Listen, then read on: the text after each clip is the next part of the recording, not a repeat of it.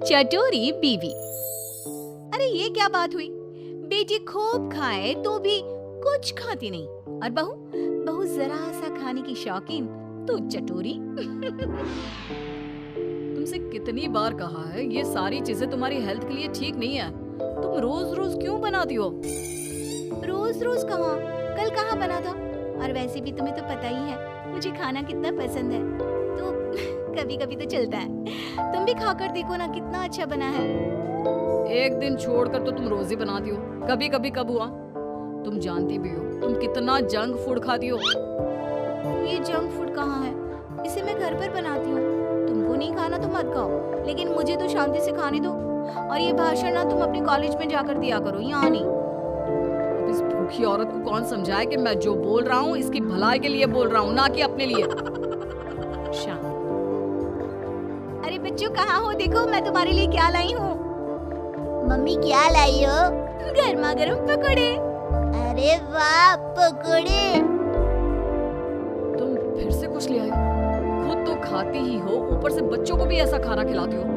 दोनों माँ बेटे का साइज बिल्कुल एक जैसा है। मम्मी देखो ना, पापा मुझे मोटा बोल रहे हैं। कैसे बापू तुम, कोई अपने लड्डू जैसे गोल मटोल बेटे को मोटा बोलता है क्या? लड्डू? ये लड्डू नहीं कद्दू है। कद्दू जी माफ कीजिएगा। खैर बच्चे ये सुनकर रोने लगता है। देखो रुला दिया ना मेरे लड्डू को, बेचारा। ले लड्डू तू ये पकोड़े खा, हाँ इनको रहने दे, ये ऐसे ही है टेढ़े। शाम को सुरेश के माँ बाप घर आते हैं। ये इतना सारा खाना तूने किसके लिए बनाया हुआ है बहू? माँ जी ये सब खाना हमारे लिए ही है, आप लोग बड़े दिनों बाद हमसे मिलने आए हैं ना, इतना तो बनता है माँ जी। माँ ये जो बोल रही है ना आपके लिए, वो आपके लिए नहीं है, उसने खुद के लिए बनाया है। माँ जी आप ना इनकी बातों पर ज्यादा ध्यान मत दीजिए, इनकी तो आदत ही है मजाक करने की। आप खाना खाइए ना। ओह खाना तो बहुत अच्छा बना है, एकदम चटपटा। लेकिन हमारी उम्र में लोग चटपटे से ज्यादा सादा भोजन खाना पसंद करते हैं। ये सही बोल रहे हैं। वो क्या है ना बहू, हम लोगों की उम्र में ऐसा खाना पचने में बहुत टाइम लगता है, नहीं तो ऐसा खाना कौन ना खाना चाहे। तो माँ जी खाइए ना, एक ना एक दिन सबको जाना ही है, तो खाकर क्यों ना जाया जाए। अरे ये तुम क्या बोल रही हो, होश में तो हो। अरे एक दिन सबको जाना है तो क्या सड़क में गाड़ी के नीचे लेट जाए? लगता है खाना तीखा बनाते बनाते बहू की जुबान भी बहुत तीखी हो गई है। बहू सोच समझ के तो बोला करो कि क्या बोल रही हो। माँ जी आप थोड़े दिन और रुक जाइए, मैं आपको रोज ऐसा खाना बनाकर खिलाऊंगी, फिर तो आपका पेट भी इसकी इजाजत दे देगा। बेटा लड़का है, बहू ऐसा खाना खिलाकर मेरा पत्ता जल्दी काटने का सोच रही है। भगवान बचाए ऐसे बहू से।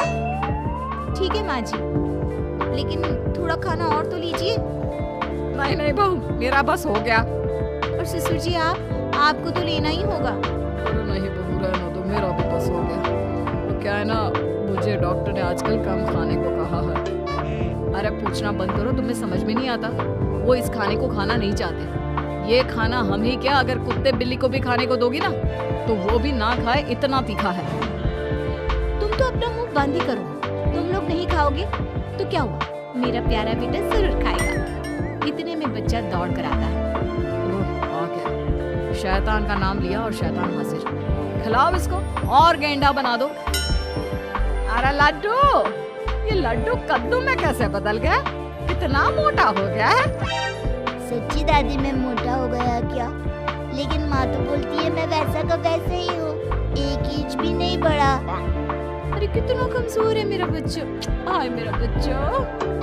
सच कहा, तुम्हारी माँ ने तुम्हें 1 इंच भी नहीं बढ़ने दिया, बस पेट बाहर आता जा रहा है। माँ जी ये अब क्या बोल रही हैं? कहाँ है मेरा बेटा मोटा, इसे तो तंदुरुस्त बोलते हैं। तब तो मुझ जैसे को हड्डी बोलते होंगे ना। आप सभी लोग ना मेरे बेटे और मेरा मजाक मत उड़ाइए। चल बेटा हम चलते हैं हमारे कमरे में, वहीं जाकर खाएंगे। ऐसे ही सुरेश की बीवी कुछ न कुछ नया बनाकर खाती रहती थी, लेकिन एक दिन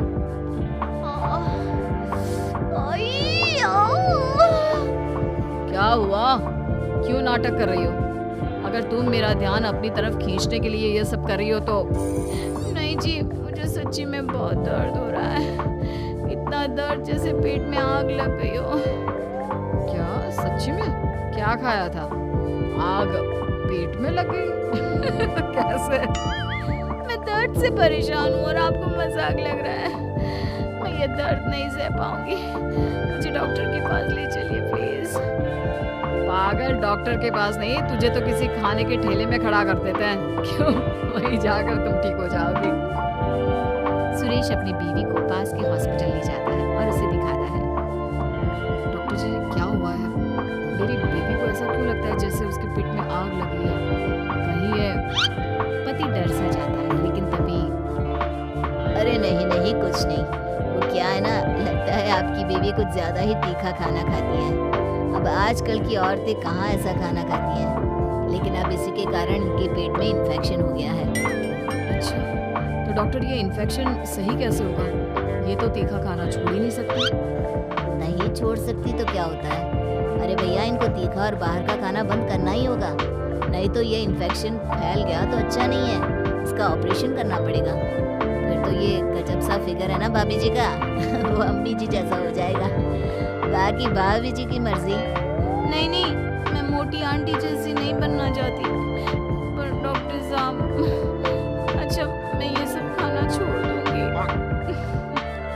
पति डॉक्टर को देखता है और फिर तुमने सुना डॉक्टर की बात? तुमसे कितनी बार कहा मैंने, लेकिन तुम नहीं मानी।